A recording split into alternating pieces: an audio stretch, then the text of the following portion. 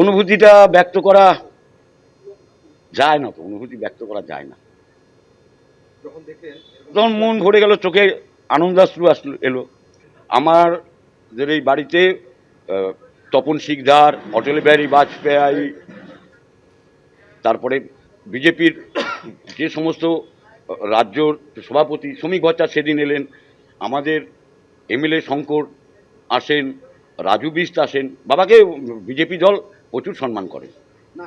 ওই বাবা গ্রেপ্তার হয়েছিলেন দিল্লিতে রাষ্ট্রগান গাওয়ার জন্যে। ঘটনাটা বাবার মুখেই শোনা। ওখানে রাষ্ট্রগীত গিয়েছিলেন, তখন শ্যামাপ্রসাদ মুখার্জির সঙ্গে বাবা থাকতেন। তখন তো আরএসএসের আজকের অবস্থাটা ছিল না, তখনকার ওই দিনে তখন বাবাকে গ্রেপ্তার করা হয় রাষ্ট্রগান গাওয়ার অপরাধে। ও 2-3 দিন ছিলেন মনে হয়।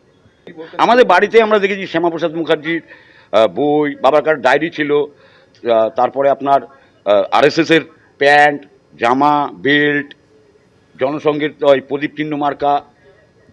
তারপরে বাবা একটা বই খুব পড়তেন, এখনও বইটা প্রকাশিত হয় কিনা জানি না, স্বস্তিকা বলে একটা বই খুব বেরোতো, ওই বইটা বাবা খুব পড়তেন।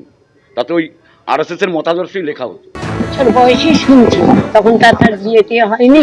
আমি যখন আসলাম পূর্ব পাকিস্তান থেকে, তখন শুনলাম আরএসএস করে 16 বছর বয়স। 22 বছরে বিয়ে হয়েছে। তখন আমি 10 দিনের দিন বিয়ে করে রেখে চলে এসছে। আমাকে 3.5 বছর পরে আনতে গেছে। চীনের যুদ্ধ লাগাতে বর্ডার বন্ধ ছিল। 3.5 বছর পরে আমি এসছি।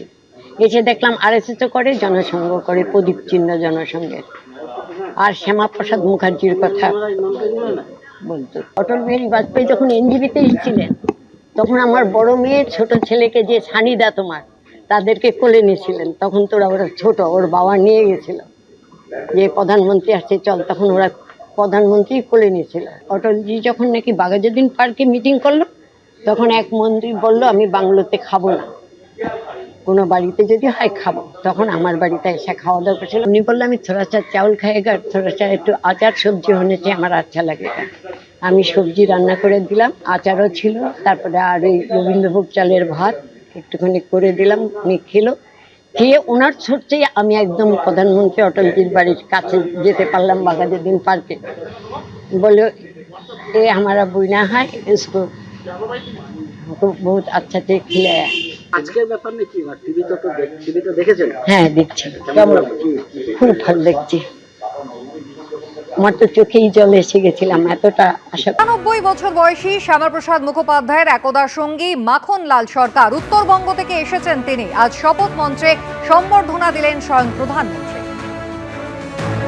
প্রতীক্ষার মতো দীর্ঘ প্রতীক্ষা, ভারত কেশরী ডক্টর শ্যামাপ্রসাদ মুখার্জি, যিনি ভারতের সংবিধান এবং ভারতবর্ষের অখণ্ডতার জন্য এই বাংলায় জন্মগ্রহণ করে নিজের প্রাণ দিয়েছিলেন, যাকে কাশ্মীরের জেলে রহস্যজনকভাবে কার্যত খুন করা হয়েছিল, এবং তার সেই যাত্রার যিনি সহযোগী ছিলেন, সেই মাখনলাল সরকার ৯৭ বছর বয়স হয়েছে তার, তিনিও আজকের দিনে আমাদের এখানে এসে উপস্থিত হয়েছেন। শ্রী মাখনলাল সরকার তারপরে দিল্লিতে একটি দেশাত্মবোধক গান গাওয়ার জন্য দিল্লি পুলিশ তাকে গ্রেপ্তার করে কংগ্রেসের সরকার। এরপরই এক স্যান্ডেলে পোস্ট করেন প্রধানমন্ত্রী, শ্যামাপ্রসাদ মুখোপাধ্যায়কে স্মরণ করা দেশের প্রতি তাঁর অবদানকে আজ মনে করার দিন। তাঁর দর্শনকে বাস্তবায়িত করার জন্য সব রকম চেষ্টা করা হবে। শপথ গ্রহণ অনুষ্ঠানে ডক্টর শ্যামাপ্রসাদ মুখোপাধ্যায়ের সঙ্গী মাখনলাল সরকারের সঙ্গে দেখা করার সৌভাগ্য আমার হয়েছে।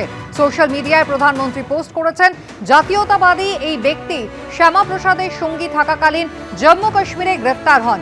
উনি দলের জন্য নিজের জীবন উৎসর্গ করেছেন, দলে যোগদান করতে সবাইকে উৎসাহ দিয়েছেন।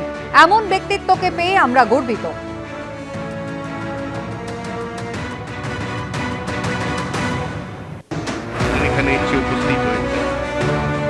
এবিপি আনন্দ, এগিয়ে থাকে, এগিয়ে রাখে।